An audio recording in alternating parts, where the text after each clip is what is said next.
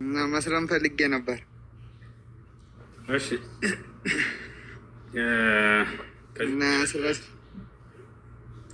እስልምና የሰማኸው አለ ከዚህ በፊት ወይንስ ትንሽ ላስረዳ ወይንስ ጥያቄዎች አሉ? አስረዳኝ። እሺ እንድታስረዳ ፈልጌ ነው። መልካም።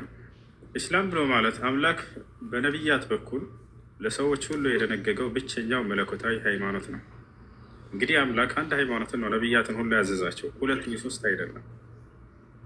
አምላክ አላህ ስብሐነሁ ወተዓላ ይህን ሲናገር ምን ይላል? በሱራ ሹራ ላይ ሁለተኛው ገጽ ላይ ሸረዐ ለኩም ሚነ ዲን ማ ወሳ ቢሂ ኑሐን ወለዚ አውሐይና ኢለይከ ወማ ወሰይና ቢሂ ኢብራሂመ ወሙሳ ወዒሳ ይላል። እነሆ ይህን እስልምናን ሃይማኖት እኔ ደነገግኩላችሁ ይላል። እንግዲህ አምላክ ነው ሃይማኖትን ሊደነግግ የሚገባው። ከዛ ነቢያት ያንን ከአምላክ ተቀብለው ያደርሳሉ። ይሄ ነው ስርዓቱ። ምድር ላይ ሰዎች የሰሩት ከሆነ ሃይማኖት ይህ ሃይማኖት አይባልም። ወዴትም አያደርስም፣ ወደ አምላክም አያደርስም፣ ወደ ቀጣዩ ዓለም አያሸጋግራቸውም። አምላክ ራሱ በነቢያት በኩል የደነገገው ሃይማኖት የትኛው ነው የሚለውን ማወቅ ግድ ነው። አላህ ራሱ ሲናገር ይህን ሃይማኖት እኔ ራሴ የደነገግኩላቸው ካለ በኋላ ከዚህ በፊት ኖህን፣ አብርሃምን፣ ሙሴን፣ መሲሁን አዘዤባቸው የነበረውን እያለ ይናገራል። አምላክ ራሱ ለእኛም ለቀደምት ነቢያትም እንደደነገገው ይናገራል። በሌላ ቦታ ላይ ሲናገር ይላል አላህ ኢነ ዲነ ዒንደ ላሂ ልኢስላም ይላል። ከእኔ ከአምላካችሁ ከአላህ ዘንድ ቀጥተኛው ሃይማኖት እስልምና ነው እያለ ይናገራል።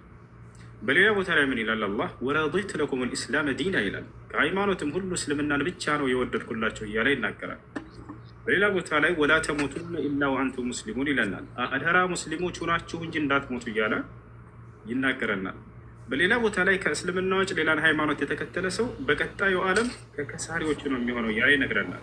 የቁል ላህ ስብሓነሁ ወተዓላ ወመን የብተጊ ገይረ ልእስላም ዲናን ፈለን ዩቅበለ ሚንሁ ወሁወ ፊ ልአኺረቲ ሚነ ልኻሲሪን አለ። ከእስልምና ውጭ ሌላን ሃይማኖት የፈለገ ሰው ያ ሃይማኖቱ ተቀባይነት የለውም ከእኔ ዘንድ፣ በቀጣዩም ዓለም ከከሳሪዎች ይሆናል እያለ ይናገራል። ይህ ነው ኢስላም ብሎ ማለት። ሌላው ነገር የሚለየው ነገር ምንድን ነው? ያለፉት ነቢያት ሁሉ ቃል በቃል የሰበኩት የሆነ መለኮታዊ ሃይማኖት ነው።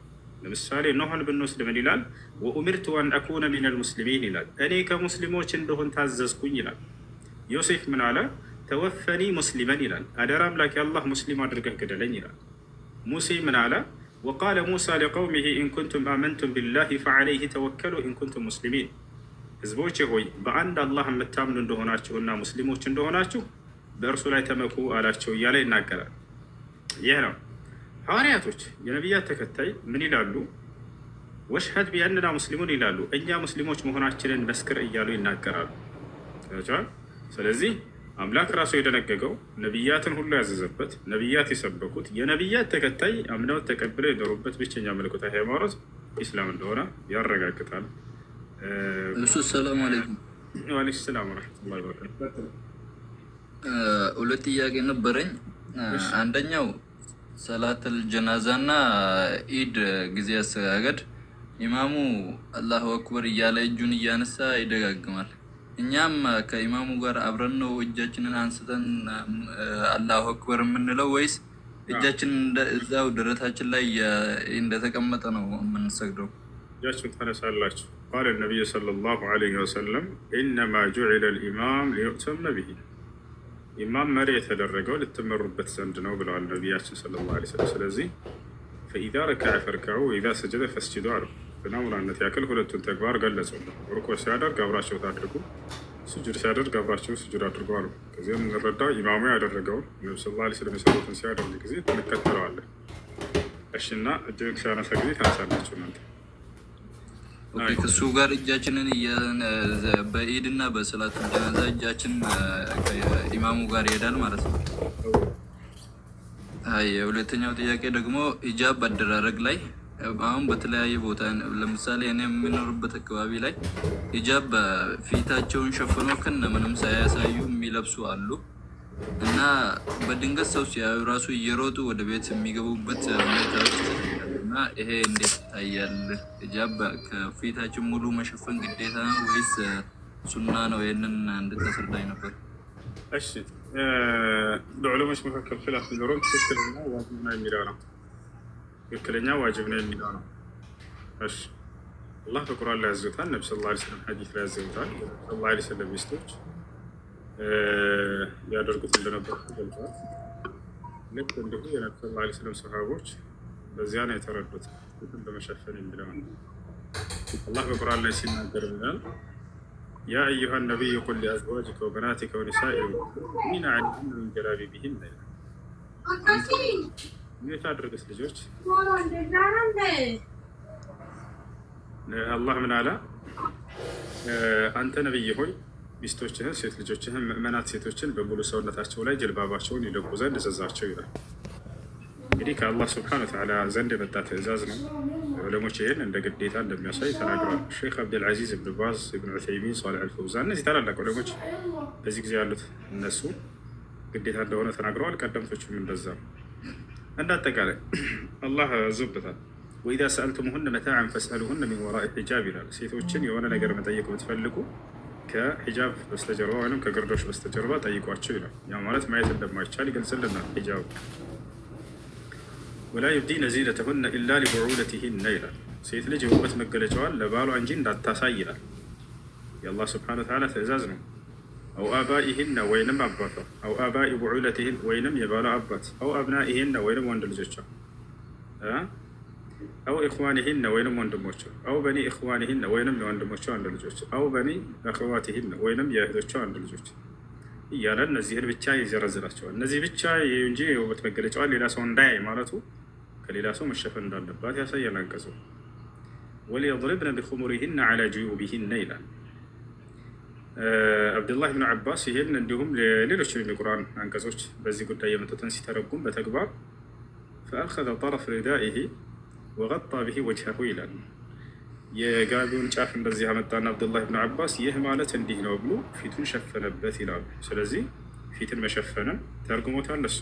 ስለዚህ የአላህ ቃል የመልእክተኛው ቃል የሚያሳየው ይሄን ነው። ነቢያችን ሰለላሁ ዐለይሂ ወሰለም ሐዲስ ላይ ስለ ኒቃብ ይናገራሉ። አንዳንድ ሰዎች ምናልባት ኒቃብ አይልም የሚል ቃል በቃል የለም ካሏቸው ይህን ሐዲስ ስጧቸው ነው። ሰለላሁ ዐለይሂ ወሰለም ተናግረውታል።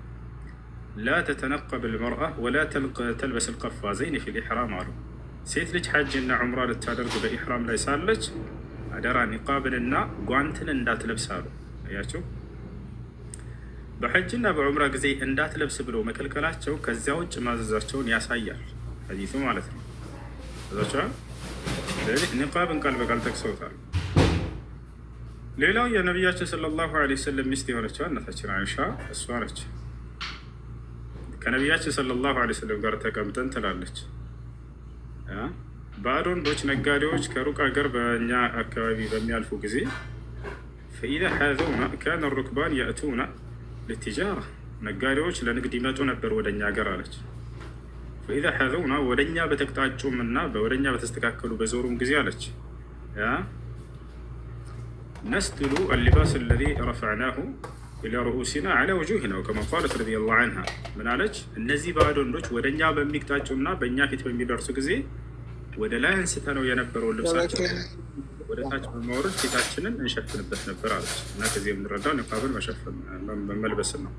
እሺ አሁን ይሰማል? ሸበካ ያወርድ መርሐባ። እና ሰምተሃል ስናገር የነበረውን አይደለ ወይንስ ልድገምልህ? አዎ። እና ባጭሩ አምላክ አላህ ስብሐነ ወተዓላ በነቢያት በኩል ለሰው ዘር ሁሉ የደነገገው ብቸኛው መለኮታዊ ሃይማኖት ኢስላም ነው ማለት ነው። ይህን አዳምን መጀመሪያ ከሰማይ ሲያወርደው ጊዜ ወደ ምድር ከዚያ ጀምሮ የነገረው ነው። ቁልና ህቢጡ ሚንሃ ጀሚዓ ይለዋል። በል ሁላችሁም ወደ ምድር ውረዱ አልኳቸው አለ። አደምንም ሀዋንም ሰይጣን ሚዛን ይወርዳል። አደምና ሀዋን ምን አላቸው? ፈኢማ የእትየነኩም ሚኒ ሁደን ፈመን ተቢዐ ሁዳየ ፈላ ኸውፉን ዐለይሂም ወላ ሁም የሕዘኑን አላቸው። ከእኔ የሆነ አንድ ቅኑ መንገድ በሚመጣላችሁም ጊዜ አላቸው አደምና ሀዋ ያን ቅኑ መንገዴን የተከተለ ሰው በተከተሉ ሰዎች ላይ ሐዘንም ሆነ ፍርሃት የለባቸውም፣ የደስታን ዓለም ይኖራሉ በሁለቱም ዓለም ብሎ ቃል ገባላቸው። ወለዚነ ከፈሩ ወከዘቡ ቢአያቲና ኡላኢከ አስሓቡ ናሪ ሁም ፊሃ ኻሊዱን አላቸው። ነገር ግን ያን ቅኑ መንገዴን የካደና ያስተባበለ አናቅጾችን የካደና ያስተባበለ እነዚህ የእሳት ጓዶች ይሆናሉ፣ በእርሷም ውስጥ ለዘላለም ይዘወትራሉ አላቸው። የአምላክ አላህ ስብሐነሁ ወተዓላ ቅኑ መንገዱ በነቢያት በኩል ቃል የገባላቸው ምንድነው? ኢስላም እንደሆነ ይነግረናል።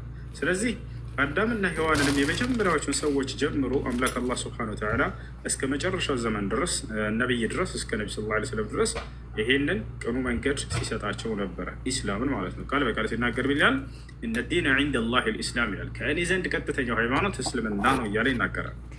እንዲሁም ለነቢያቶች ደንግጎት እንደነበርም ይነግረናል። ሸረዐ ለኩም ሚነ ዲን ማ ወሳ ቢሂ ኑሐን ወለዚ አውሐይና ኢለይከ ወማ ወሰይና ቢሂ ኢብራሂመ ወሙሳ ወዒሳ ይላል።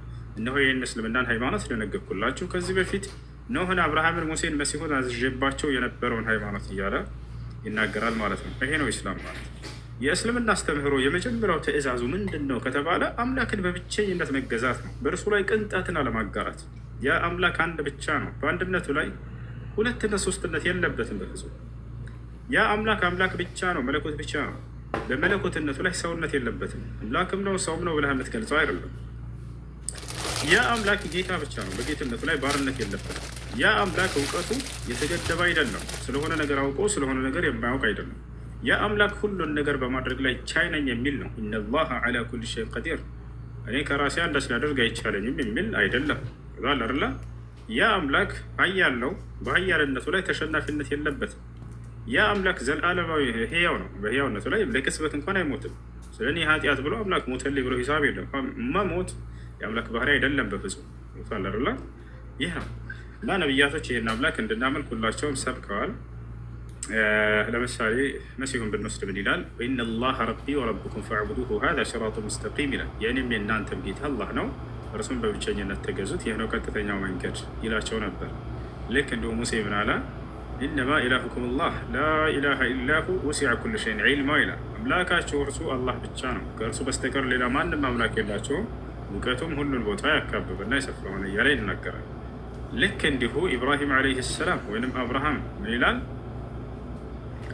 ወኢብራሂመ ኢዝ ቃለ ሊቀውሚሂ እዕቡዱ ላህ ወተቁሁ ዛሊኩም ኸይሩን ለኩም ኢን ኩንቱም ተዕለሙን ይላል። አብርሃም ምን አላቸው ለህዝቦቹ? ህዝቦች ሆይ አላህን በብቸኝነት ተገዙት፣ እርሱንም ብቻ ፍሩት፣ ለእናንተ ብታውቁ እንደሆናቸው ይሄ የተሻለ ነው አላቸው ይላል። ይህ ነው። አለይኩም ሰላም ወበረካቱ። አንድ ጨርሼ ልውረድ። እሺ ኩሱ እባክህ በቅንነት አይተህ መልስልኝ። አላህ ማለት እግዚአብሔር ነውና እባክህ ክርስቲያን ላይ መማር ፈልጋለሁ። ይኸውልህ እግዚአብሔር የሚለውን የኢትዮጵያ ክርስቲያኖች ለአምላክ የሰየሙለት የሆነ ስም ነው። ይህን መጀመሪያ ልታውቅ ይገባል። ወደ ሌላው ዓለም ሄደህ በዓለም ላይ ክርስቲያኖች አሉ አይደለ? የአምላክ ስም እግዚአብሔር ነው ብለህ ብትጠይቃቸው አያውቁትም። ይሄን ስም ይወጣል። ይሄ ነው እና ይህ ስም በኢትዮጵያ ላይ ብቻ የሚታወቅ ስም ነው። እንዳጠቃላይ ግን መጽሐፍ ቅዱስ ላይ እግዚአብሔር እግዚአብሔር ብለው የጻፉት በዚያ ላይ ያስቀመጡት የአምላክ ስም ተብሎ እኛ የምናመልከው በእስላም ማንን ነው የአምላክ ብለህ ስትመጣ ጊዜ አብርሃም፣ ይስሐቅ፣ ያዕቆብ፣ መሲሁ እንደ ሙሴ ሲያመልኩት የነበረውን አምላክ ነው። ገብቶሃል አይደል? ያን አምላክ ሀገርህ ላይ ዛሬ የተለየ ስም ሰጥተውታል፣ እግዚአብሔር ብለውታል።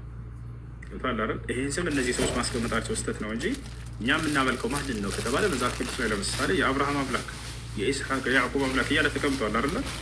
በቁርአን ስትመጣ ጊዜ የአብርሃም፣ የኢስሐቅ፣ የያዕቆብን አምላክ ነው የምናመልከው። ሙሴ ሲያመልከው የነበረውን ያው እነዚህ ሁሉ ነቢያት ነቢዩ ሙሐመድ ሰለላሁ ዐለይሂ ወሰለም በተገለጠላቸው ግልጠት መለኮት ላይ እንዳለ የእነዚህ ነቢያት ሁሉ አምላክ እንደሆነ የሚያናገራቸው ቃል በቃል ተቀምጧል በቁርአን ላይ። ኢና አውሐይና ኢለይከ ከማ አውሐይና ኢላ ኑሕን ወነቢይነ ሚን ባዕድ ወአውሐይና ኢላ ኢብራሂመ ወኢስማዒለ ወኢስሐቀ ወያዕቁብ ወልአስባጥ ወአዩበ ወዩኑሰ ወሃሩን ወሱለይማን ወአተይና ዳውደ ዘቡራ እያለ ይናገራል። ሙሐመድ ሆይ ከዚህ በፊት ለኖህ፣ ለአብርሃም፣ ለሙሴ፣ ለመሲሁ፣ ለኢስሐቅ፣ ለያዕቆብ፣ ለነ ዮናስ፣ ለነ ዮሴፍ፣ ለነ ኤልያስ ለእነዚህ ሁሉ ስገልጥ የነበርኩት አምላክ እነሆ ዛሬ ለአንተ እየገለጥኩልህ ነው ይላቸዋል። ቁሉ አመና ቢላሂ ወማ ኡንዚለ ኢለይና ወማ ኡንዚለ ኢላ ኢብራሂመ ወኢስማዒለ ወኢስሐቀ ወያዕቆብ ወልአስባጥ ወማ ኡትየ ሙሳ ወዒሳ ወማ ኡትየ ነቢዩነ ሚን ረቢሂም ላ ኑፈርቁ በይነ አሐድን ሚንሁም ወነሕኑ ለሁ ሙስሊሙን ይላል። ቁሉ አመና ቢላህ ምን እያለ አላህ ያዘናል? በአላህ አምነናል በሉ ይለናል። ወማ ኡንዚለ ኢለይና ወደ እኛም በተወረደው በቁርአን ወማ ኡንዚለ ኢላ ኢብራሂመ ወኢስማዒል ወኢስሐቅ ወደ አብርሃም፣ ወደ ኢስማዒል፣ ወደ ኢስሐቅ፣ ወደ ያዕቆብ፣ ወደ ሙሴ፣ ወደ እነ መሲሁ የተወረደውንም አምነናል በሉ ይላል። ስለዚህ የእነዚህ ሁሉ ነቢያት አምላክን ነው አምልኩ እያለን ያለው ቁርአን። የአብርሃም፣ የኢስሐቅ፣ የያዕቆብን፣ የነ ሙሴን፣ የነ መሲሁን አንድ አምላክ የሆነውን የእነዚህ ሁሉ የነቢያት አምላክ የሆነውን ያን አምላክ ቁርአን ላይ ይሄ ነው የተቀመጠ። እሺ አሰላሙ አለይኩም። ወአለይኩም ሰላም ወረሕመቱላሂ ወበረካቱ። ጥያቄ በኡስማን ጊዜ የተጻፉ ቁርአን እና አሁን ያለው ቁርአን በእጃችን ያለው ማለት ነው በሐርፎች ይለያያሉ እና ለምን እንደዚህ ተለያዩ? ማን ይለያል ነው ማለት ስልክ ከስራቴን ሸዳ የሚለው አለ አይደለ? እነሱ ሐርፍ ነው እንዴ? ሶሪ እሺ፣ አላወኩኝ። እሺ ሐርፍ ሳይሆን እሱ እነዚህ ሐረካቶች ይባላሉ። እሺ ኦኬ። ቁርአኑ ላይ አንዲት ፊደል አልተጨመረም መጨመርም አይችልም። አላህ ቃል በቃል ሲናገር ኢና ነሕኑ ነዘልና ዚክረ ወኢና ለሁ ለሓፊዙን አለ። እኔ ነኝ ይሄን ቁርአን ያወረድኩት እኔም ነኝ የምጠብቀው አለ። ታዲያ እነዚህ ምንድናቸው ከተባለ በዑስማን ጊዜ የተጨመሩት ቁርአን ወይንም አንዲት ፊደል ሳይሆን አናባቢ ሐረካቶች ናቸው። ይታል አይደለ? አናባቢ ሐረካቶች ናቸው። ፈትሐ፣ ኪስራ፣ ضማ፣ ሱኩን፣ ነጥቦች ምናምን እነዚህን የተቀመጡት ለምን ተቀመጡ ከተባለ ምክንያቱም ያንን እነዚህ አረቦች ይሄ ነጥብ አያስፈልጋቸው ነበር፣ ያውቁታል ቋንቋቸው ስለሆነ። ፈትሐ፣ ኪስራ፣ ضማ፣ ሱኩን አያስፈልጋቸውም። ሌላው ዓለምስ እንዴት ነው ይሄ ሊረዳ የሚችለው? የሌላው ዓለም ገራ ብሎ እንዲረዳ ዘንድ እንዲቀልለት ዘንድ እንዴት ማንበብ እንዳለበት ያውቅ ዘንድ ወሳይላቸው እነዚህ ገብቷል አይደለ? ያንን ቁርአንን ለመረዳት የሚረዳ የሆነ መታገዣ ወይንም ደግሞ መዳረሻ ነገር እንጂ ቁርአን አይደለም። እሱ ፊደል እንትን ናቸው። ፈትሐ፣ ኪስራ፣ ضማ፣ ሱኩን ሐረካቶች ይባላሉ። እሺ እሺ፣ በጣም አመሰግናለሁ።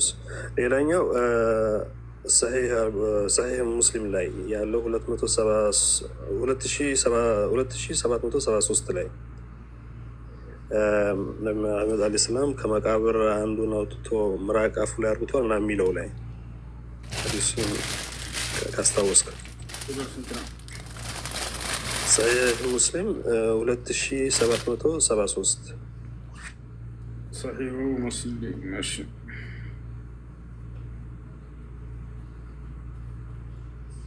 لقد علمت ما هؤلاء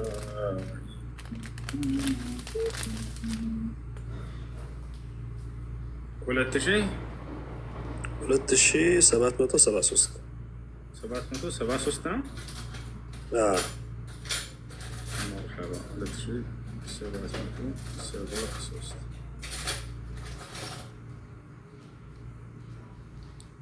እሺ 2773 ሁለት ሐዲሶች አሉ። ሁለቱንም እንመለከት።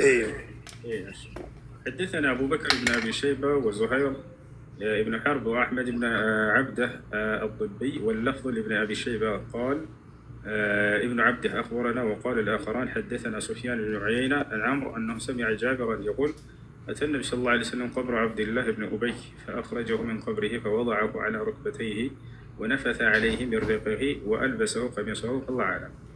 እሺ ሰሃቦች ናቸው የተናገሩት። አሁን ነቢያችን ሰለላሁ ዐለይሂ ወሰለም ረእሱል ሙናፊቂን የመናፍቅ ዋና የተባለው አብደላህ ብን ኡበይ ብን ሰሉል የተባለው በሞተ ጊዜ የዛኔ የሆነውን ነው እየተናገረ ያለው። እሱም ምንድን ነው? ይህ ሰው ከተቀበረ በኋላ ያ ማለት ቀብሩ ተቆፈረ ለሕዱ ውስጥ ከገባ በኋላ እንዲህ አፈር ሳይጫንበት ምናምን የዛኔ ከቀብሩ ላይ ከገባ በኋላ የዚህ ሰውዬ ልጅ ሰሓባ ነው። በጣም መልካም ሰሓባ ነው። የነቢ ሰለላሁ ዐለይሂ ወሰለም ሰሓባ ነው። ለአባቴ ቀሚሶትን ያልብሱልኝ ብሎ ጠየቃቸው። ሐዲሱ ሙሉ በሌላ ቦታ ላይ ተዘግቧል እና ያንን ቀሚስ ያልብሱልኝ አላቸው። ነቢያችን ሰለላሁ ዐለይሂ ወሰለም ይሄ ሰው ውለታ ውሎላቸው ስለነበር ነው።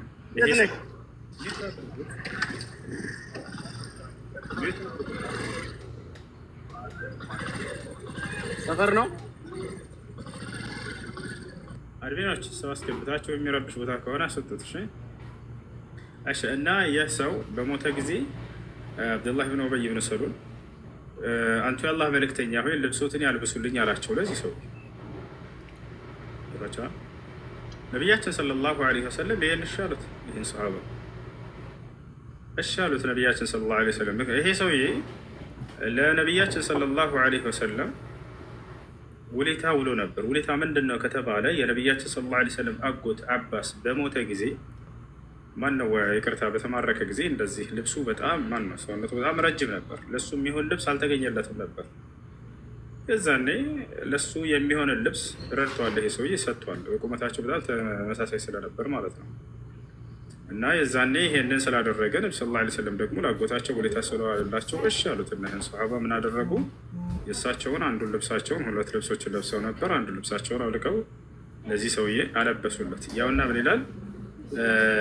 የቁል አተ ነቢይ ሰለላሁ ዐለይሂ ወሰለም ቀብረ ዓብድላህ ብን ኡበይ የአላህ መልእክተኛ ነቢ ሰለላሁ ዐለይሂ ወሰለም ወደ ዓብድላህ ብን ኡበይ ቀብር መጡ ይላል።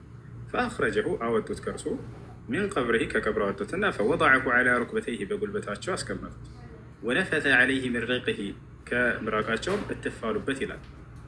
እዚህ ቦታ ላይ ልክ ትንፋሽ የምትመስል ነገር ትፍትፍ እንጂ የሆነ እንዲህ ምራቁን አምጥቶ መለጎጥ ነገር አይደለም። ቦታቸዋል አይደለ? ፈወضዐሁ የነቢያቶች ከአንደበታቸው ወይንም ደግሞ ከሰውነታቸው የሚገኝ ማንኛውም ጠሃራ የሆነ ነገር ነጃሳ ሳይሆን ጠሃራ ከአንደበታቸው ትፍ ብለው መፈወስን የሚችሉበት የሆነ ተአምር ነው እሱ። ልክ ሌላ ቦታ ላይ ዓሊይ ብን አቢ ጣሊብ አይኑን ታሞ በመጣ ጊዜ ፈበሰቀት ዐይነይሂ ይላል ሐዲስ ላይ በአይኖቹም ላይ የተፋሉበት ፈቡሪአ ከአን ለም የኩን ቢሂ ወጀዕ ይላል። ከዚያም ተፈወሰ ወዲያው ይላል። ገብቷቸዋል። ነቢያቶች ያ ብቻ ሳይሆን ልብሳቸው ራሱ መድኃኒት ነው። ይህን አላህ አድርጎላቸው ነው ለነሱ።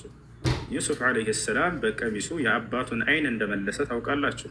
ኢዝሃቡ ቢቀሚሲ ሃዛ ፈአልቁሁ ዐላ ወጅሂ አቢ የእቲ በሲራን ወእቱኒ ቢአህሊኩም አጅመዒን ወለማ ፈሰለት ልዒሩ ቃለ አቡሁም ኢኒ ላአጅዱ ሪሐ ዩሱፈ ለውላ አን ቱፈኒዱን ያላ ፈለማ አን ጃአ አልበሺር አለ መጨረሻ ላይ አልቃሁ ዐላ ወጅሂሂ ፈርተደ በሲራ ሂዱና ቀሚሴን በአባቴ ፊት ላይ ወርውሩት አይኑም ይመለሳል የዛኔ ይዛችሁትም ነው አላቸው ዩሱፍ ዓለይሂ ሰላም። ወሰዱና የዩሱፍን ቀሚስ በአባታቸው ፊት ላይ ሲወረውሩት ወዲያው አይኑም ተገለጠ ይላል። አያችሁ፣ ይህ ነው ከነቢያቶች አላህ ዛታቸውን የተባረከ አድርጎታል፣ ለሰዎች መድኃኒት አድርጎታል። እና ነቢያችን ሰለላሁ ዓለይሂ ወሰለም ይህን ሰው ያን አደረጉ። ፈነፈተ ዐለይሂ ሚን ሪቅሂ ወአልበሰሁ ቀሚሰሁ ቀሚሳቸውንም አለበሱት ይላል። ይሄ ነው። እሺ እሺ፣ በጣም አመሰግናለሁ። አላህ ይጠብቅ። እሺ እሱ ሻወር ከወሰድን በኋላ ውዱ ማድረግ ግዴታ ነው ወይስ እንዴት ይታያል? በዑለሞች መካከል ሁለት ሀሳብ አለ። ግማሽ ዑለሞች ሻወር ሙሉ ውዱንም ያጠቃልላል፣ ሰውየው ውዱን እስከነየተ ድረስ በልቦ ይላል። ሰላም አለይኩም ወራህመቱላህ هذا ما افترض الفوزان حفظ ሌሎች ደግሞ ጀናባ ትጥበት ውዱን የሚያጠቃልለው ከጀናባ ውጭ የሆኑ ትጥበቶች ውዱ ያስፈልጋቸዋል የሚል አቋም አላቸው አሉ። وهذا رأي الشيخ ابن تيمية رحمه الله تعالى ያ ነው እንዳጠቃላይ ውዱ አድርጉ ከጀናባ ውጭ የሆነ ትጥበት ከሆነ ውዱ ማድረግ አለ። እሺ ሰላም አለይኩም ወራህመቱላህ። ወአለይኩም ሰላም። በእስልምና አንድ ሰው ኃጢአት ቢሰራ እንዴት ነው መዳን የሚችለው? ንስሐ በማድረግ ወደ አላህ ተውበት እየተናገርኩ ነው። አላህ ስብሐነሁ ወተዓላ በቁርአን ላይ ምን ይላል? ወኢኒ ለገፋሩን ሊመን ታበ ይላል። ወደ እኔ ንስሐ ላደረገ እኔ ኃጢአቱን እምርለታለሁኝ ይላል። በሌላ ቦታ ላይ ምን ይላል? በሱረቱል ማኢዳ ላይ ፈመን ታበ ሚን ባዕድ ظልሚሂ ወአስለሐ ፈኢነ አላህ የቱቡ ዐለይህ ኢነ አላህ ገፉሩን ረሒም ይላል። በኃጢአት ነፍሱን ከበደለ በኋላ ወደ እኔ የተመለሰ ንስሐ ያደረገ እኔ ንስሐውን እቀበለዋለሁኝ እምርለታለሁ እያለ ይናገራል። እኔ መሐሪና አዛኝ ሆንኩኝ አምላክ ነኝና ይላል። ይህ ነው እና ስለዚህ አንድ ሰው ኃጢአት ካደረገ ለኃጢአቱ ምህረትን የሚያገኘው ስርየትን የሚያገኘው በአምላኩ በመመለስና ንስሐ በማድረግ ነው። እሺ ጥያቄሽ ምንድን ነው? መርሀባ። እስልምና ክርስቲያን ሴትን ማግባት በእስልምና እንዴት ይታያል? አይቻልም አይቻልም አይቻልም አለ አላህ በቁርአን ላይ ምን ይላል? ወላ ተንኪሑ ልሙሽሪካት ሐታ ዩእሚና ወለአመቱን ሙእሚነቱን ኸይሩን ሚን ሙሽሪከትን ወለው አዕጀበትኩም ወላ ተንኪሑ ልሙሽሪኪነ ሐታ ዩእሚኑ ወለዓብዱን ሙእሚኑን ኸይሩን ሚን ሙሽሪኪን ወለው አዕጀበኩም ኡላኢከ የድዑነ ኢላ ናር ወላሁ የድዑ ኢላ ልጀነቲ ወልመግፊረቲ ቢኢዝኒህ ወዩበይኑ አያቲሂ ሊናሲ ለዓለሁም የተዘከሩን። ወላ ተንኪሑ ልሙሽሪካት ሐታ ዩእሚና በአላህ ላይ የሚያጋሩ ሴቶችን እስካላመኑ ድረስ እንዳታገቡ አለ። ቃለ ዓብዱላህ ብን ዑመር ረዲየላሁ ዐንሁ ላ ተሒሉ ነስራንያ። ዓብዱላህ ብን ዑመር ቃል በቃል ምን አለ? ይህን አስመልክቶ ላ ተሒሉ ነስራንያ ፈኢነኒ ላ አዕለም ሙሽሪከተን አዕዘም ሚመን ተድዒ ቢአነ ልመሲሐ ሁወ ላህ። ክርስቲያን ሴትን ማግባት አይቻልም አለ ቃል በቃል። ክርስቲያን ሴትን ማግባት አይቻልም፣ ምክንያቱም እኔ በምድር ላይ መሲሁ አምላክ ነው ብላ እንደምታመን ሴት አጋሪ ሴትን አላውቅምና እያለ ተናገረ። ስለዚህ አይቻልም። እሺ አንዳንድ ሰዎች የፈቀዱታል። ይሄ ነገር ወደ ስህተት ነው የሚያመራው። ነቢያችን ሰለላሁ ዐለይሂ ወሰለም ከተናገሩት ሐዲስ አንጻር ስናይ ሱረቱል ማኢዳ ላይ ያለውን ይዘው ነው። ሱረቱል ማኢዳ ላይ ያለውን ነብዩ ሰለላሁ ዐለይሂ ወሰለም ከአይሁድና ከክርስቲያን ያገቧቸውን ሴቶች ያንን እስልምና እንዲቀበሉ ካደረጓቸው በኋላ ነው ያ ነው ሊተረጉሙልን የሚገባው።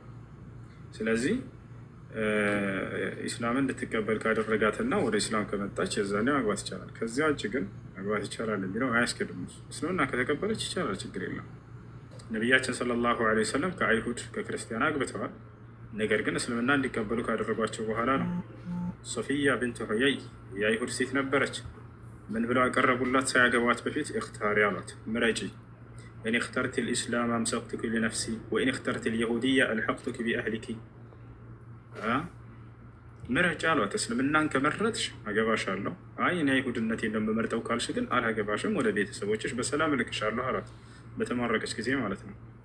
ያ ረሱላላህ አና ቀድ ሀወይቱ ልእስላም ቀብለ አን ትድዑኒ ኢለይህ አለች። አንቱ የአላህ መልእክተኛ ሆይ እርስዎ ዛሬ ወደ እስልምና ሳይጠሩኝ በፊት መስለም ፈልጌያለሁኝ አለች። በአስለመት ወተዘወጀሃ ነቢ ሰለላሁ ዐለይሂ ወሰለም፣ እስልምናንም ተቀበለች፣ አገባት። ያ ነው። እሺ ነቢያችን ሰለላሁ ዐለይሂ ወሰለም ሐዲስ ላይ ቱንከሑ ልመርአቱ ሊአርበዕ ሊማሊሃ ወሊጀማሊሃ ወሊሐሰቢሃ ወሊዲኒሃ ፈዝፈር ቢዛቲ ዲን። ሃይማኖት ያላትን መርጠህ አግባ ብለው ተናግረዋል። በሌላ ቦታ ላይ ቃለ ነቢ ሰለላሁ ዐለይሂ ወሰለም ኢዛ ጃአኩም መን ተርዶነ ዲነሁ ወኹሉቀሁ ፈዘውጁህ ኢላ ተፍዐሉሁ ተኩን ፊትነቱን ፊል አርድ ወፈሳዱን ከቢር። ዲን እና ስነ ምግባር ያላትን ያለውን እያሉ ብዙ ቦታ ላይ ተናግረዋል። እናንተ የምታገባቸው አንቺም ሆነ አንተ የነገ ልጆችህ እናት ወይም አባት ናቸው። ቦታቸዋል አይደል? አላህን ተገዛ እያሉ ልታሳድግ የምትገባ ሴትን ማግባት ሲገባ ሰው አላህን የካደችን ሴት ማግባት ተገቢ አይደለም፣ አይቻልም። ወላ ቱምሲኩ ቢዕስሚል ከዋፊር ይላል። ከካህዲያን ሰዎች ጋር የትዳርን ቃል ኪዳን አትያዙ እያለ ይናገራል። ላሁነ ሒሉን ለሁም ወላሁም የሒሉነ ለሁነ ይላል። እናንተ ለእነርሱ የእነርሱ ለእናንተ አይፈቀዱም እያለ ይናገራል። ስለዚህ የልጆች እናት ልትሆን የሚገባው በአላህ የምታምንና አላህን የምትገዛ ሴት፣ ወደፊት ልጆችህን በአላህ መንገድ ላይ ልታሳድግልህ የምትገባ ሴት ነች። አየሽ፣ ብዙዎች በዚህ ነገር ላይ ተሸውደው ገብተው ልጆቻቸው ዛሬ የት ነው ያሉት? አላህን ክደው ወይም ደግሞ በሆነ የትኛውን መምረጥ እንዳለባቸው እየተደናገሩ ባሉበት ሁኔታ ላይ ነው የሚገኙት። በተለይ በዚህ ደካማ በሆነ እምነት ደካማ በሆነ ቀልብ ልብ ያለ ትውልድ፣ ከዲኑ የራቀ ትውልድ አብዛኛው በዚህ ሁኔታ ላይ ሆኖ ሳለ በፍቅር መንገድ ይገናኝና ከዛ ይቻላል እኮ ይላል፣ ያገባል፣ የካፊር ልጆችን ወልዶ ይኖራል። አላህ ሙስተዓን። እሺ